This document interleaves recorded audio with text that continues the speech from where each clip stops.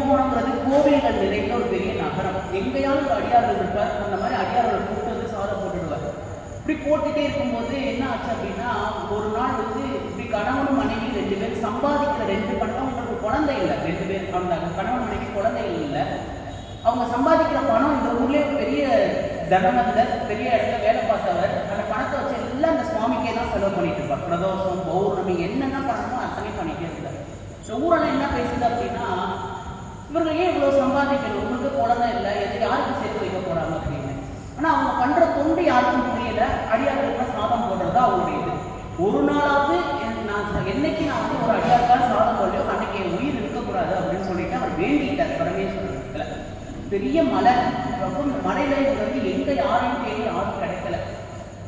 வீட்டில் போய் சொல்ற காய் எல்லாத்தையும் வாங்கி கொண்டு போய் மனைவி நீ தயார் பண்ணி எப்படியான ஒரு அடியாரோட வந்துடுவேன் அப்படின்னு சொல்லிட்டு போயிட்டு தயார் பண்ணிட்டேன். ஆனா வந்து யாரும் கிடைக்கலன்னு சொல்லி இப்படி பார்த்து குடும்பத்தை சுற்றி வரும்போது வழியே ஒரு அடியார் வந்து அவர் பண்ணி இந்த மாதிரி எனக்கு அன்னம் பிக்ஷம் பண்ணி வைக்க முடியுமான்னு கேட்டார். சரின்னு சொல்லிட்டு அன்னம் பிக்ஷம் பண்ணி வச்சுட்டார். பண்ணி வச்சுட்டு அன்னைக்கு இந்த மலையெல்லாம் மதியத்துல குழந்தைக்கு அன்னைக்கு ஒரு பிரதோஷம். அதே மாதிரி தான் நம்ம திருவிடை வந்து அவங்க நடந்த அந்த சுவாமிக்கு நடந்தது போல அந்த பிரதோஷம் பௌர்ணமி. இந்த தினத்துல எல்லாரும் கேள்வி கேட்குறாங்க, நீங்க கொஞ்ச நாளைக்கு அப்புறம் இறந்து போயிட்டா உனக்கு யாரு கொல்லி போடுவா அப்படின்னு. இப்படி கேட்கும்போது எல்லாத்தையும் என்ன சொல்றாரு, எனக்கு என்னுடைய பரமேஸ்வரன் இருக்கார், அவர் மேல வச்ச நம்பிக்கை, எனக்கு தெய்வம் இருக்கு, என் தெய்வம் என்னை கைவிடாது, நான் கும்பிட்டு அந்த பலம் என்னை கைவிடாதுன்னு சொல்லி இப்படியே சொல்லிட்டே இருந்தார். கொஞ்ச நாளைக்கு அப்புறம் என்ன ஆச்சு அப்படின்னா, அந்த ஒரு பிரதோஷ நேரத்தில் அவர் போய் அந்த பூஜை வழிபாட்டுக்காக போகும்போது அந்த சிவபெருமானுக்கு அப்படியே அபிஷேகம்லாம் பண்ணிட்டு பூஜை பண்ணிட்டே இருக்கும்போது அந்த சுந்தரருடைய அழகுல மயங்கின அந்த செடியார் என்ன பண்ணாரு, அந்த சிவலிங்கத்தை கட்டி பிடிச்சிட்டாரு.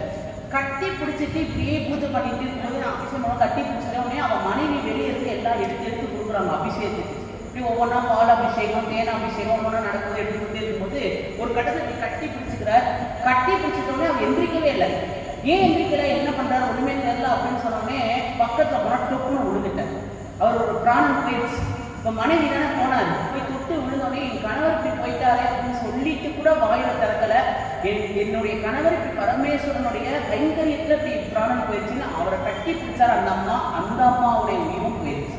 2 பேருடைய பிராணனுமே அங்கே போனதுனாலதான் நமக்கு திருமங்கலத்துடைய ஒரு சுவாமி இருக்காரு, திரு பிராணநாதேஸ்வரர்னு ஒரு சுவாமி. நமக்கு உயிரை கொடுத்த அந்த பிராணநாதேஸ்வரர் அந்த செட்டியாருடைய லைஃப் என்ன பண்ணார்னா, அவர்கள் என்னை சேர்ந்தவர்கள் சிவபெருமானை எடுத்துட்டார். அவங்களுக்கு எல்லா காரியமும் கோவில இருந்தே பண்ணப்பட்டது. ஊர்ல ஒரு வார்த்தை சொல்றாங்க இல்லையா, உனக்கு யார் சொல்லி போடுவா அப்படின்னு, அந்த ஒரு நம்பிக்கைக்காகவே இந்த சுவாமி இருந்தவர். காய ஆரோக்கியேஸ்வரர் கேட்டதை கொடுக்கக்கூடிய தெய்வம் இங்கேதான் இருக்கார். நீங்க இப்போ கேட்டீங்கன்னா பெரியவங்க எல்லாம் சொல்லுவாங்க, அப்பேற்பட்ட இந்த தேசம், இந்த பாரத தேசம், இந்த அழகா இந்த கோவில் நகரத்துல நமக்கு ஒரு அழகான ஒரு இந்த கதை சொல்லக்கூடிய வாய்ப்பு கொடுத்த அத்தனை உள்ளவர்களுக்கும் மனமான நன்றியை தெரிவிக்கிறோம். நன்றி. தேங்க்யூ.